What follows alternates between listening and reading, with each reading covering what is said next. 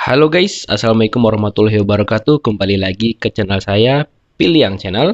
Dan semoga aku harap kalian semua yang lagi nonton video ini dalam keadaan baik-baik aja dan stay safe everyone. Semoga pandemi ini cepat berakhir ya teman-teman. Oke, jadi di video kali ini kita akan ngebahas secara singkat aja mengenai berapa sih sebenarnya gaji seorang asisten kebun.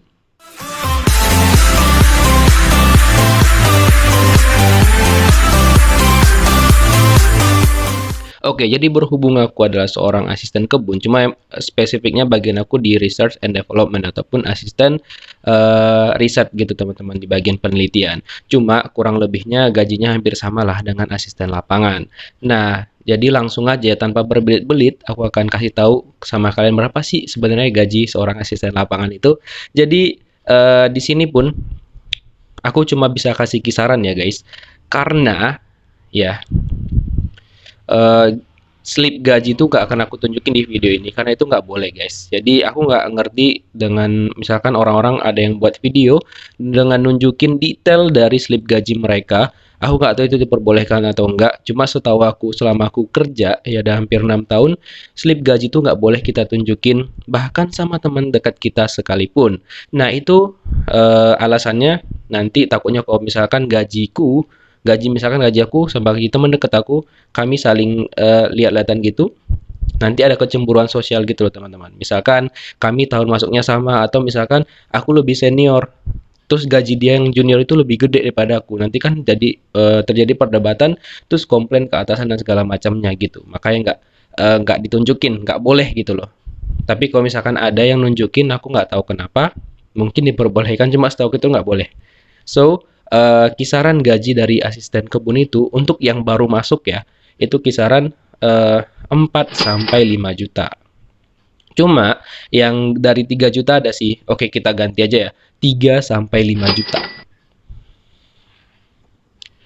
Itu setahu aku ya teman-teman. Jadi kisarannya itu sekitaran itu 3 sampai 5 juta. Tapi nanti setelah kita lulus masa training, biasanya ada tuh masa trainingnya. Kalau kita lulus, biasanya nanti bakal naik gajinya. Biasanya udah di atas 5 gitulah, dan setiap tahun itu bakal ada kenaikan gaji. Itu kalau di tempat aku ya, tempat lain nggak tahu gimana. Cuma biasanya sih kayak gitu. Kemudian itulah komponen-komponen gajinya, dan kalian bayangin dong, kalau semakin lama kita bekerja, maka gaji bakal makin gede. Gitu sih. Kemudian selain itu juga bakal ada dikasih THR. Itu kan di perusahaan manapun, di kota maupun di kebun, pasti bakal ada yang namanya tunjangan hari raya ataupun THR. Dan ini sifatnya wajib ya teman-teman, ada peraturan perundang-undangannya. Jadi itu tuh dikasih THR-nya 1 bulan gaji pokok. Itu ada undang-undangnya kok. Kalau misalkan kalian mau cek juga bisa. Jadi kalau misalkan ada perusahaan yang nggak ngasih THR kepada pekerjanya, itu bisa kena tuntut. Setahu aku sih seperti itu. Nah, selain THR gaji kita setiap bulan, biasanya juga nanti bakal ada yang namanya bonus tahunan. Nah, bonus tahunan ini nih, banyak banget yang salah paham. Di mana bonus tahunan itu perusahaan tidak wajib memberikannya kepada pekerjanya. Di undang-undang itu disebutkan bahwa bonus tahunan diberikan oleh perusahaan sesuai dengan kesanggupan dari perusahaan itu sendiri. Jadi sifatnya nggak wajib.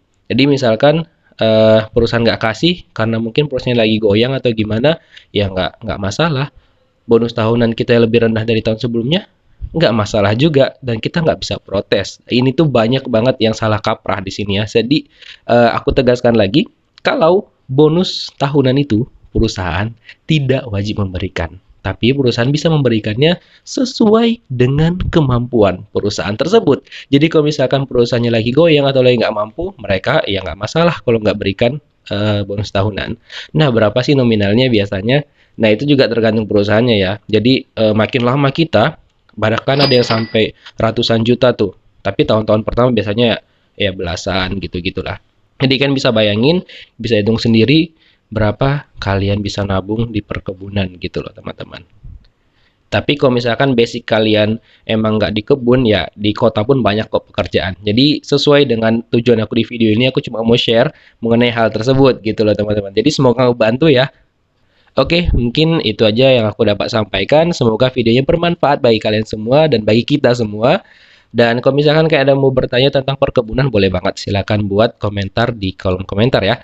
Nanti bakal kita bahas sama-sama. Oke, thank you. Sampai jumpa lagi di video selanjutnya. Dadah. Assalamualaikum warahmatullahi wabarakatuh and stay safe everyone.